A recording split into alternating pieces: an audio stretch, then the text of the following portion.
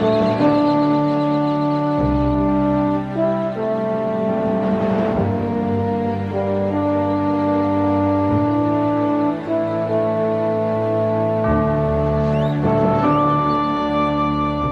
sincerely believe that what we have done in the past as a nation, overtly and covertly, is a direct reflection on the kind of people that we are. And I feel obligated to help set the record straight so that we know what we are and what are our evils, so we can divest ourselves of those evils and become, again, a great nation. I don't want to live like a beggar for justice. I don't think it's becoming of this country. But all those lies that have been told to me and to other people, it's a very bad foundation for our society, and nothing based on lies can withstand very long. I do not want my children or my grandchildren to grow up in a country where the people are lied to or something is covered up. The American people can handle the truth. It's been that way since the day we were born. All we need is the truth. Let's put it to rest.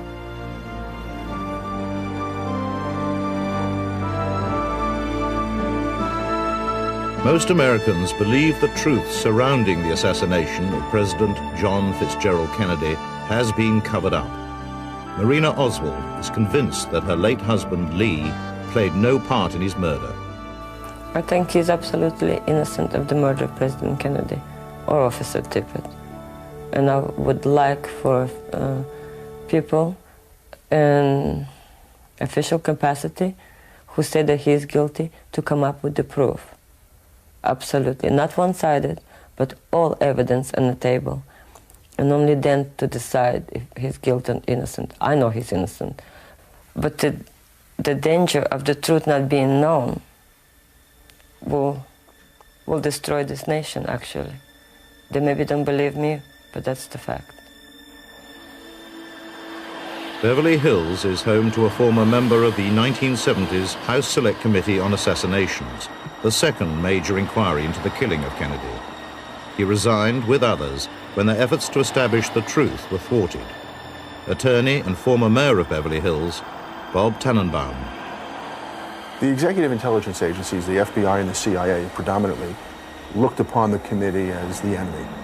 They were not there to help us, to give us the information we needed, and made it very difficult to obtain anything. And the material they did give us was severely redacted, that is, deleted documents. And all we really wanted were the documents done by the investigators, as they would do in the ordinary course, investigating any homicide. Wherever the facts led us, we would go, and we would report on that. And as I said, if those facts told us that Lee Harvey Oswald assassinated the president and he acted alone, we would have said that. If it were that Lee Harvey Oswald acted with others, we would have said it. And if it was that others killed the president and not Lee Harvey Oswald, and those were the facts, we would have said it. How did they frustrate us? They weren't interested in subpoenaing people who were critical to the investigation, and people who were subpoenaed, who were lying to the committee, who were in the government, and not doing the right thing. What was the right thing? To hold them in contempt and or charge perjury. That required a vote of the committee, a vote of the House of Representatives, and a submission to the U.S. Attorney's Office. They weren't prepared to do that because they really didn't want to find out the truth publicly. And when you have a homicide investigation, you're either involved in the truth-finding process or you get out of the business. So the government maintains the case is closed. It's left to lone individuals to pursue the truth, and it's a long and arduous journey across a bleak landscape. One such pilgrim is now revealing previously hidden information using the latest computer technology.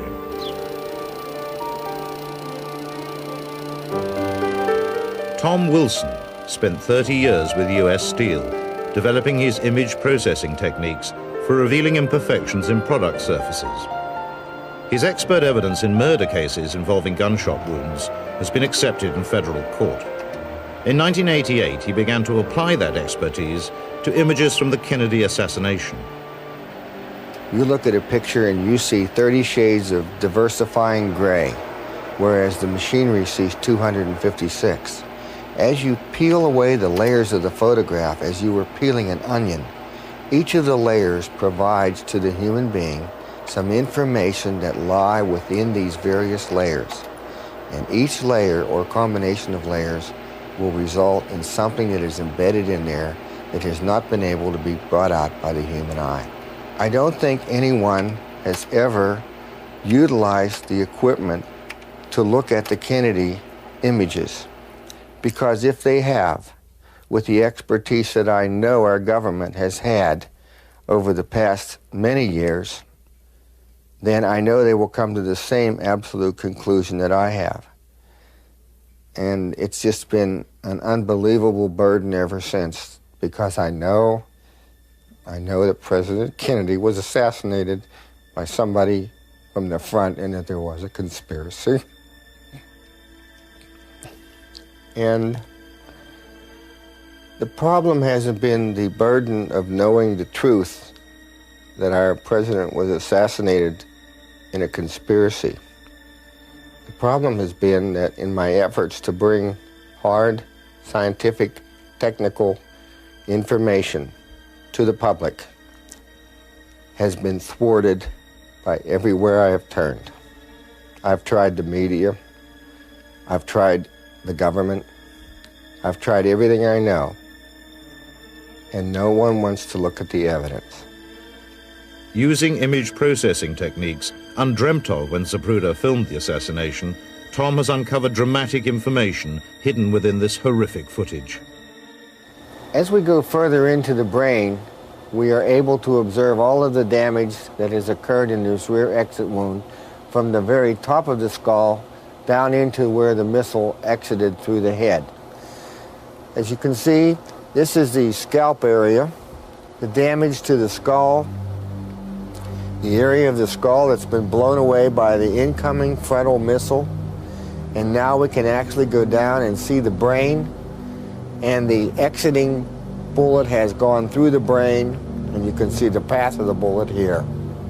Lee Harvey Oswald did not and could not have fired the fatal shot that killed our president.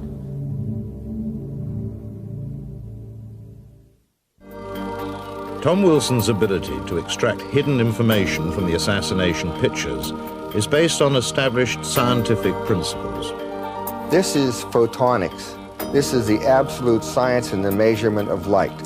What is in these photographs and what is measured by the computer and backed up by hard scientific mathematical data. All of my findings can be reproduced. Badgeman shooting from the grassy knoll was first revealed in Mary Moorman's picture in The Men Who Killed Kennedy in 1988. Tom's initial work confirmed his presence. This encouraged him to apply his technology to photographic records of the assassination. The Zapruder film allowed me to be able to go in and look at the head wound initially. The autopsy photographs allowed me to verify that there were inconsistencies within, and the pristine Mary Moorman photograph allowed me to go in and actually measure the wound optically without image processing.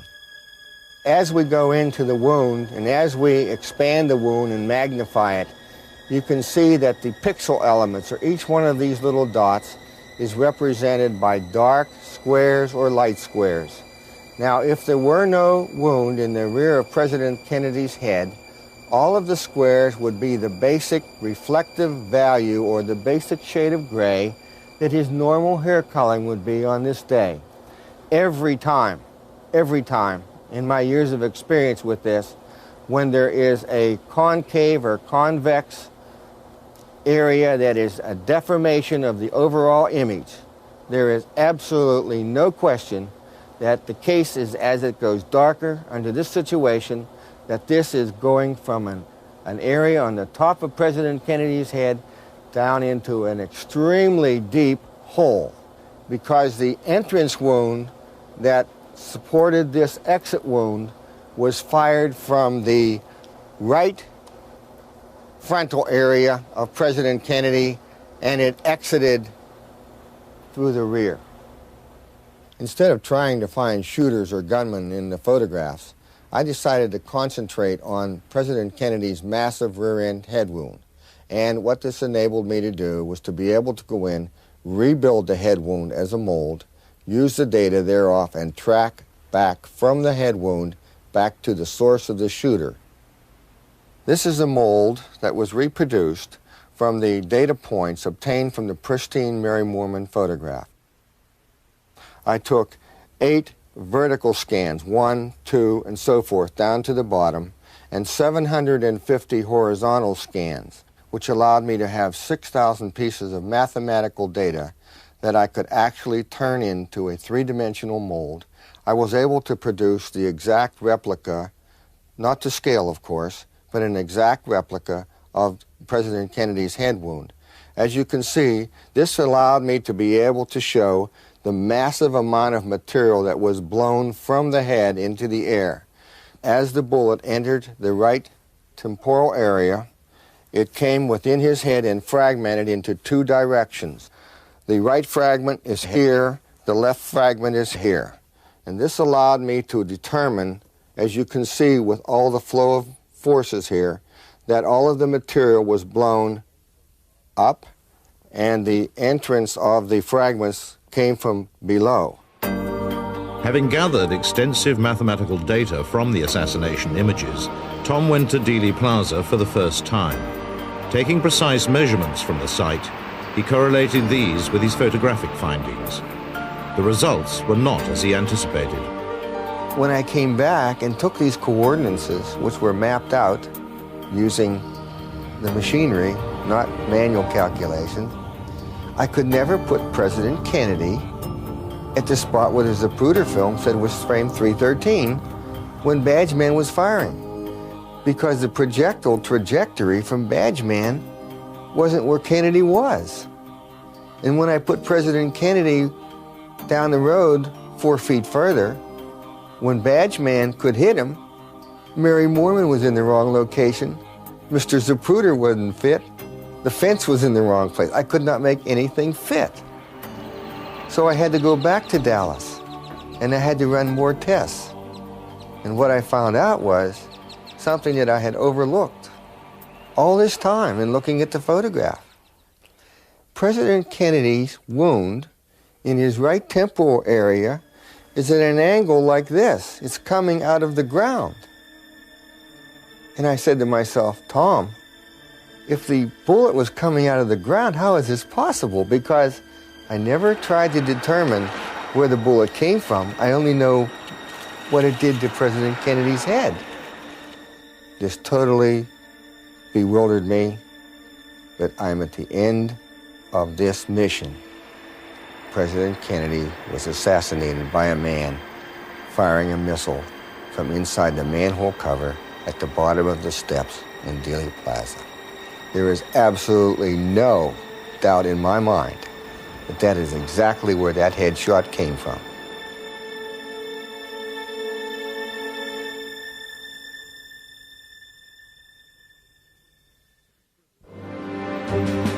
Jack Brazil, a seasoned researcher of the assassination, believes that a gunman firing at Kennedy from the storm sewer is no wild theory. In 1992, he put his ideas to the test with a trained military team. They explored the subterranean world beneath Dealey Plaza. After carefully analyzing and researching Dealey Plaza through the years, the only 2 spots that an assassin could actually hide and squeeze off around at the presidential limousine would be the storm sewer that I'm standing in now and the storm drain, which is located directly behind the wooden picket fence that joins the triple underpass.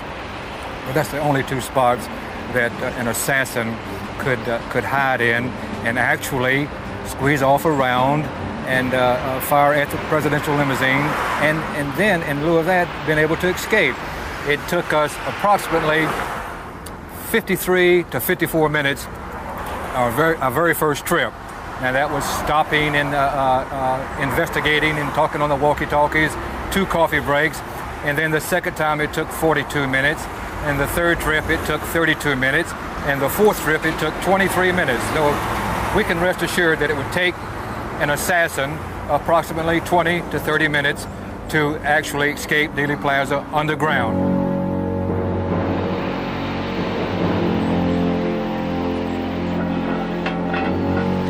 This ties in to the storm sewer in the center of Main Street, and it's easily accessible for a would-be assassin, and he could very easily have shot the president and used this route for an escape, which leads directly to the Trinity River.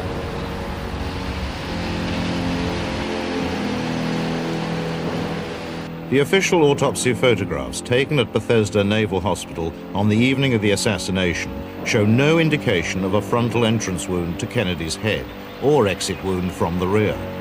However, Tom Wilson has uncovered new evidence showing that these images have been manipulated to support the official line of a lone gunman firing from behind.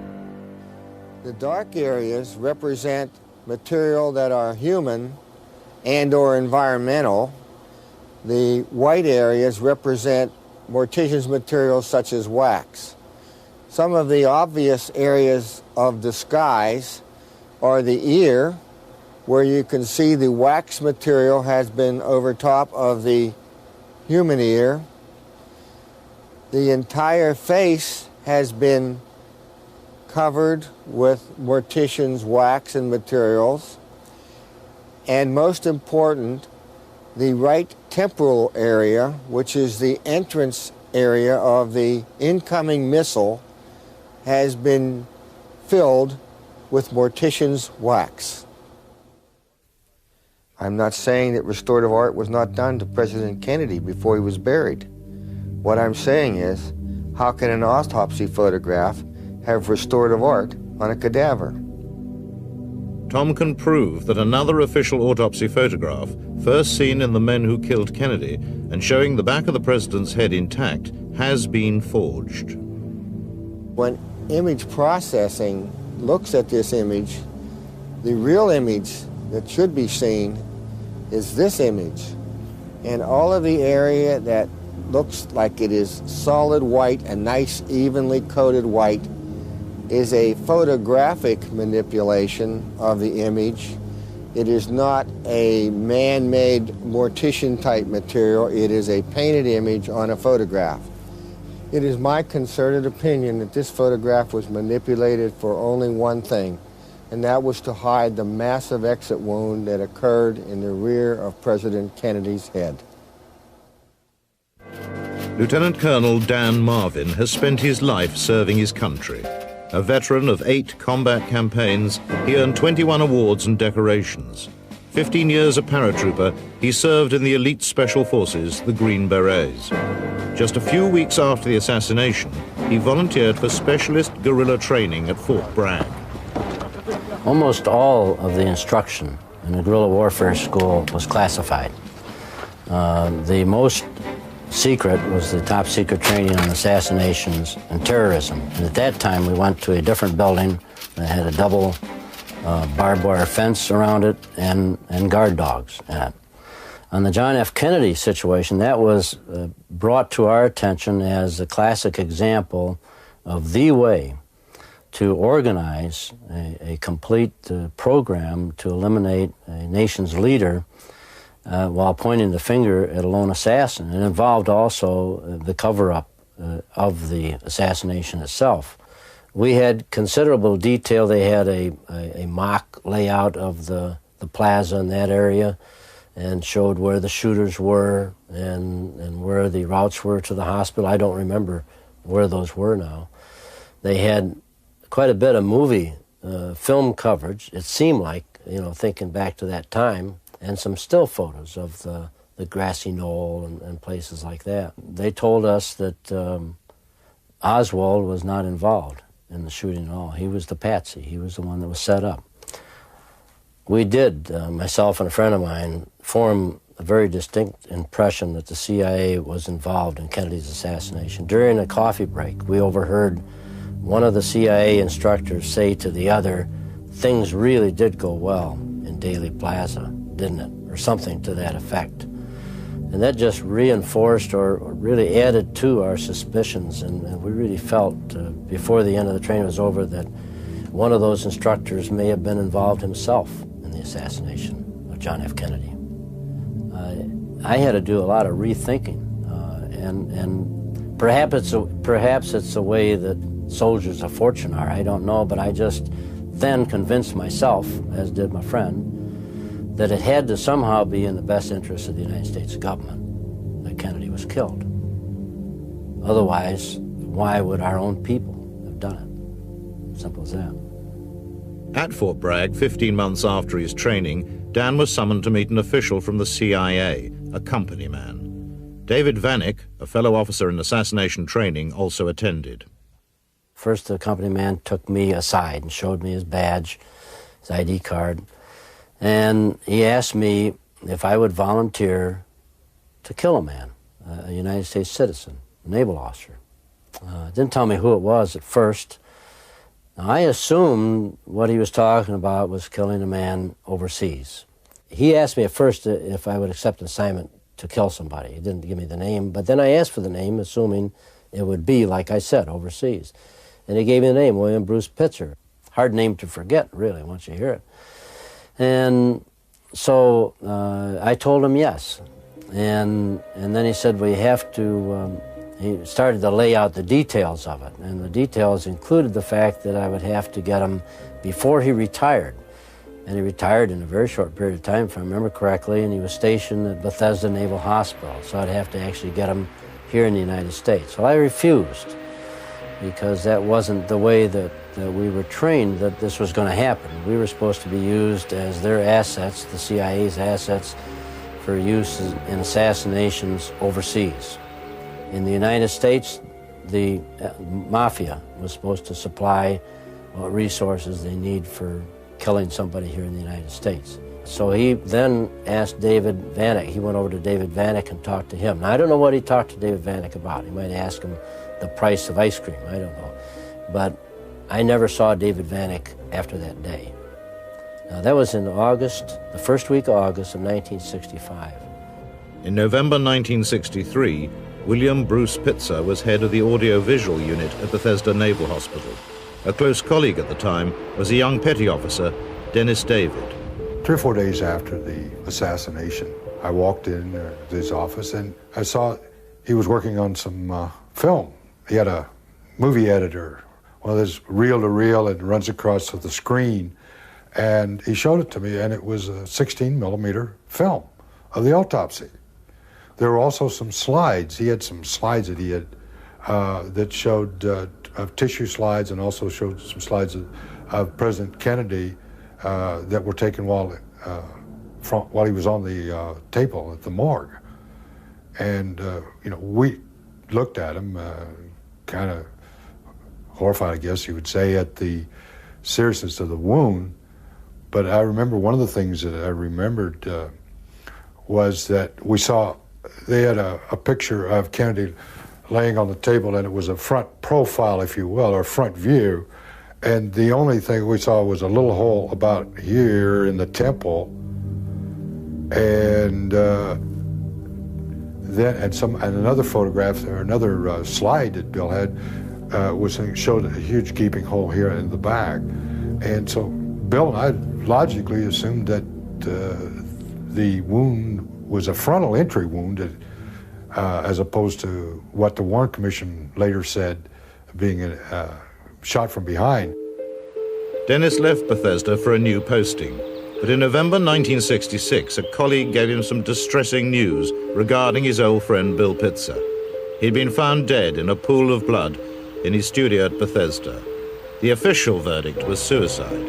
Lying face down on the floor, a .38 revolver by his side, he had a bullet wound in the right temple. When the occupational therapist had told me this, I reminded myself, that doesn't make a hell of a lot of sense, because Bill was left-handed, and because we used to kid him all the time when playing bridge about being a southpaw, because sometimes he'd deal in reverse instead of dealing them in the correct sequence. He'd deal them in the opposite way, and we'd kind of harass him about it. There are grave doubts about Pitzer's alleged suicide.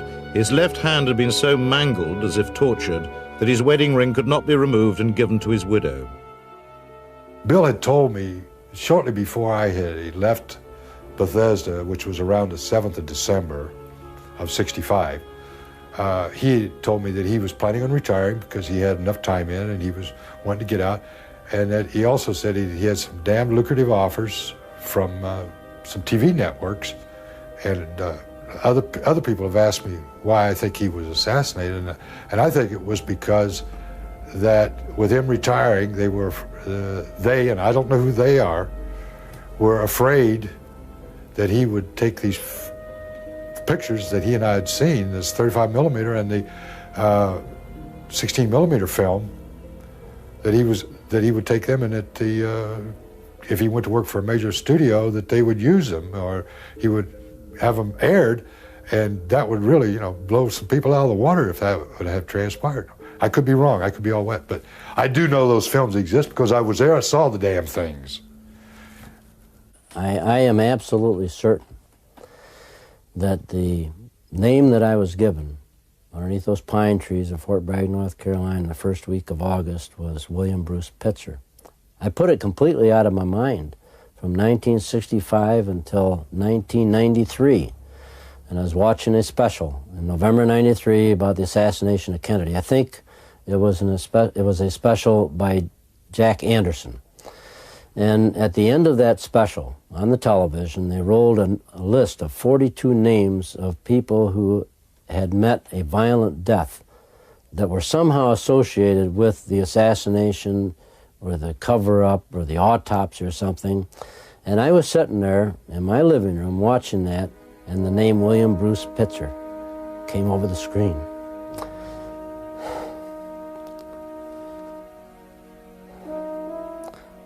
And it made me go right back to that day in August of 1965. That was the William Bruce Pitzer that I was asked to kill, unless there's two William Bruce Pitzers that worked at Bethesda Naval Hospital. That man, the name of the other Green Beret that was approached by the CIA agent in August of 1965 at Fort Bragg, North Carolina, was David H. Vanek, captain, who went through the same training I did, same class I was in. And I have tried, ever since I saw the name William Bruce Pitzer come out on that screen,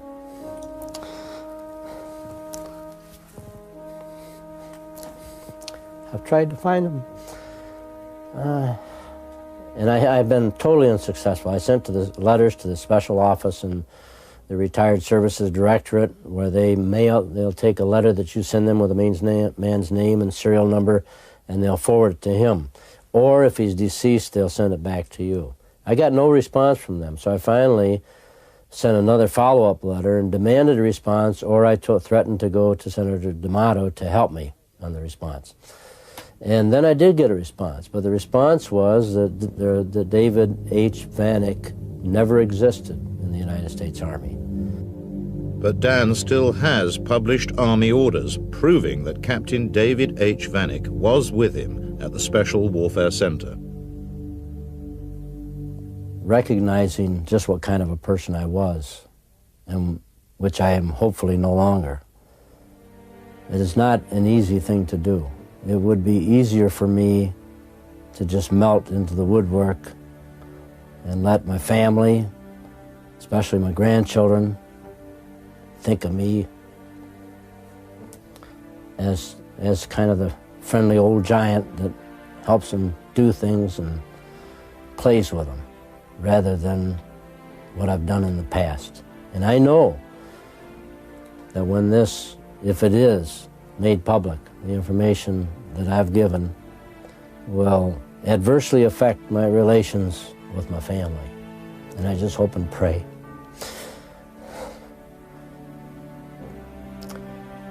that our love survives it. And I hope and pray that it does some good for this nation.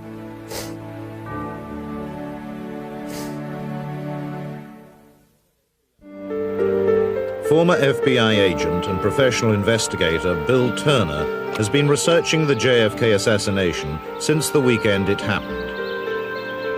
His exhaustive probing has given him exceptional insight into the events and reasons surrounding Kennedy's death. there was much anger over his failure to provide air cover at the Bay of Pigs. There was much anger when he did not invade Cuba during the missile crisis in October 1962. After the Bay of Pigs, John Kennedy reamed out the CIA for conducting too high a profile, meaning an invasion. And he said he wanted to continue the campaign against Castro, but he wanted it so it was low profile and invisible.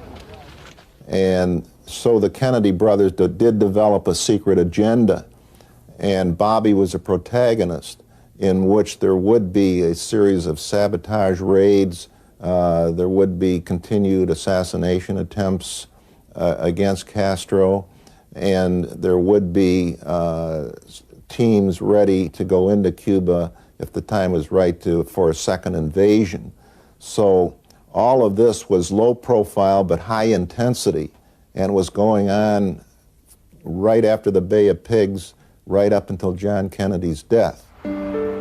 Building on the foundations laid by Bill Turner, using classified documents newly released under the Kennedy Assassination Records Act, the investigation into the Kennedy brothers' secret agenda against Fidel Castro has been greatly extended. Project Freedom is the name given to that agenda by two Atlantan writers and researchers. Over the last 7 years, Lamar Waldron has built up a formidable database on this secret agenda and its relationship to Kennedy's murder. Together with colleague Tom Hartman, they have gained unique access to individuals closest to these events and have unraveled some of the darkest secrets lying at the heart of the assassination. The Kennedys were determined to see some sort of action taken on Cuba, one way or the other, before the end of 1963, primarily because they wanted to avoid Cuba becoming a political football during the 1964 campaigns, and those would, of course, be kicking off at the first of the year, 1964. The reason that this came about was the efforts against Castro, of course, started in 1959 under Richard Nixon. Nixon wildly escalated them in 1960 in an attempt to have Castro assassinated prior to the election so that he could defeat Kennedy in the election. He was unsuccessful in that. Kennedy inherited many of these programs, which ultimately led to the Bay of Pigs and the debacle there. There was Project Mongoose, which Bobby, to a large extent, supported, a CIA program.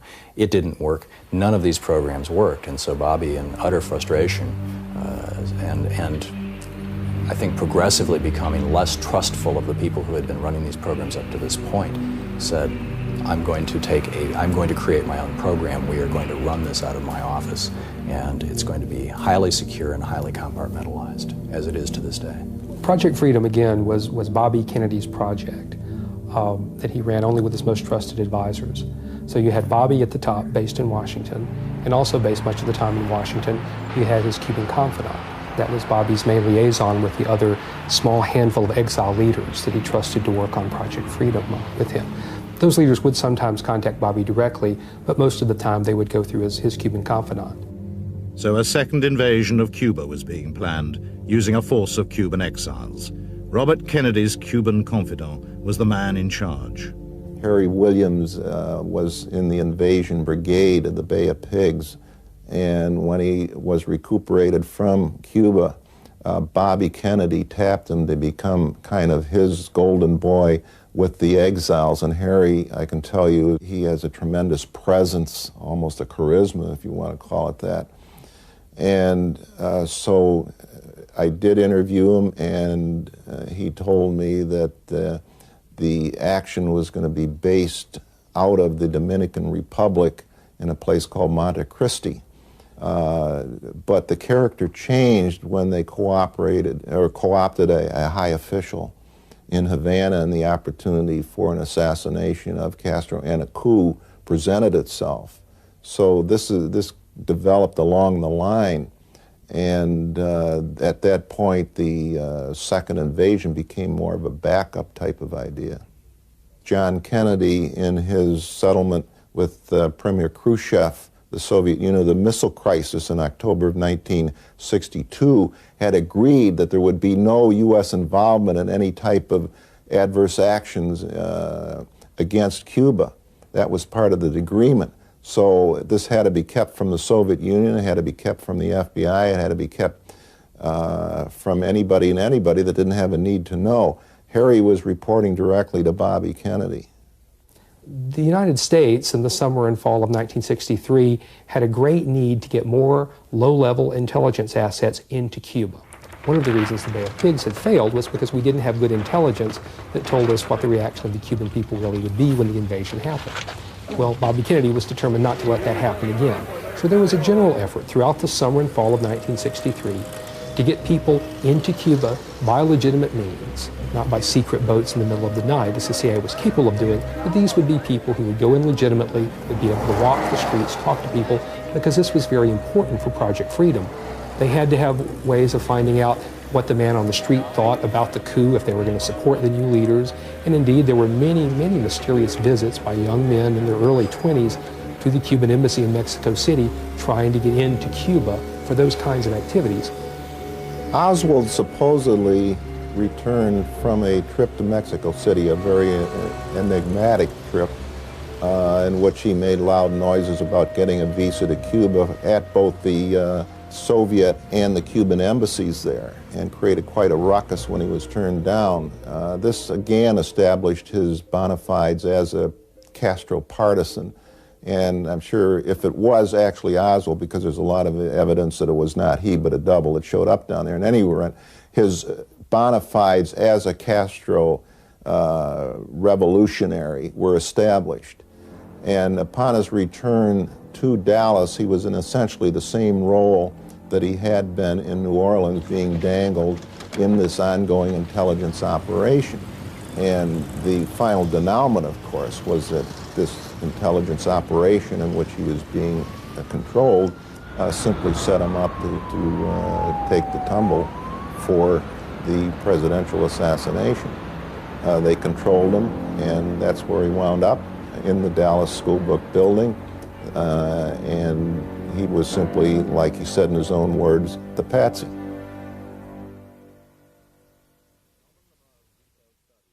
Tom and Lamar's detailed study of recently declassified documents has revealed a secret plan, part of Project Freedom, that was hijacked by Kennedy's killers, enabling them to escape detection.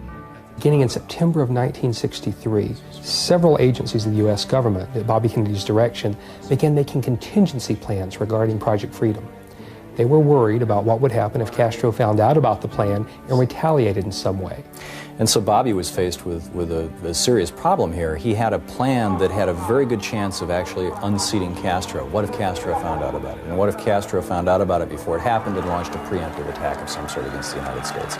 Not a military attack, but some sort of a hit-and-run thing. What if he were, for example, to assassinate the U.S. ambassador to Panama or to Guatemala or something like this? And so Bobby had his advisors put together a series of contingency plans around this Cuban operation, these Cuban contingency plans by the State Department, the FBI, the CIA, the Defense Department, people involved in them like Alexander Haig and Joseph Califano, who put together this program that this is how we're going to respond if Castro does something against us, if he kills one of our people.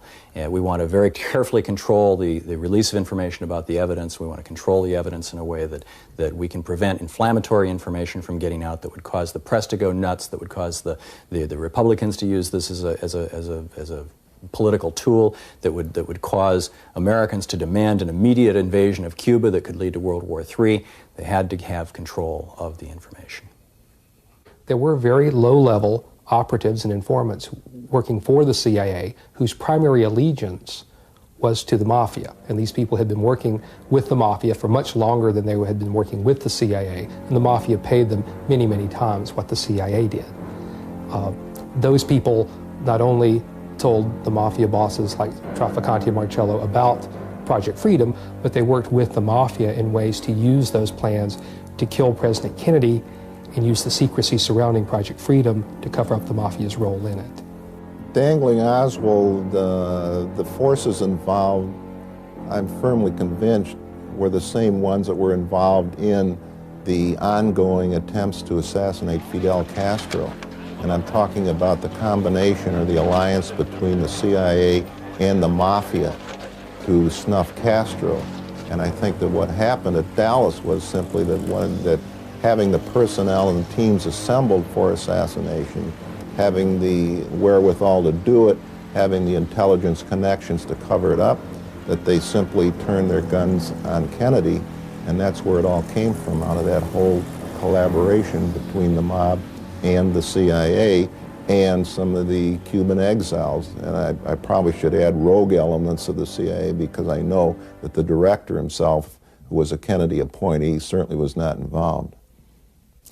One of the more startling bits of evidence that Oswald was either a member of Project Freedom, part of the program, or that he had been manipulated in such a way that Bobby Kennedy was certain that he was, is found in an article written by a Pulitzer Prize-winning reporter who was in Washington, D.C. with one of the leaders of Project Freedom just hours after the assassination.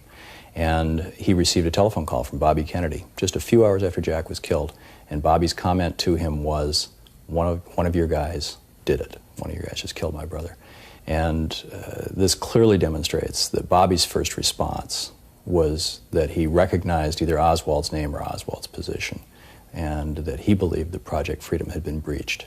And this also shows us how and why the Cuba contingency plans were immediately invoked, why the government would go to the lengths that it went to violate state and federal law to seize John Kennedy's body from Dallas, take it to a federal facility in Bethesda, and on, all the other things. All of a sudden, it all makes sense. We know from sources who were actually working on Project Freedom that Robert Kennedy directed, through intermediaries, certain activities at the autopsy to make sure that national security considerations were observed with respect to the autopsy. And these considerations extended even after the autopsy was finished.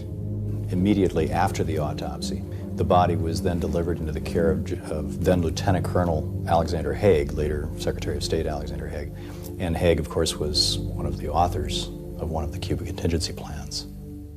It's very clear from all the conversations we've had with the people who were close to Bobby at that time that he believed, at least in those early days, possibly weeks, that his program that he was responsible for, that he was running, had somehow been turned around or compromised and used to murder his brother, that he bore some personal level of responsibility for the death of his brother.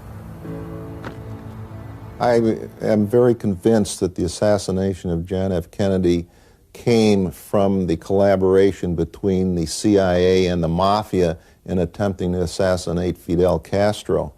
And I feel very strongly that that apparatus that was set up to assassinate Castro simply was turned on Kennedy when the motive piled upon motive to get rid of him.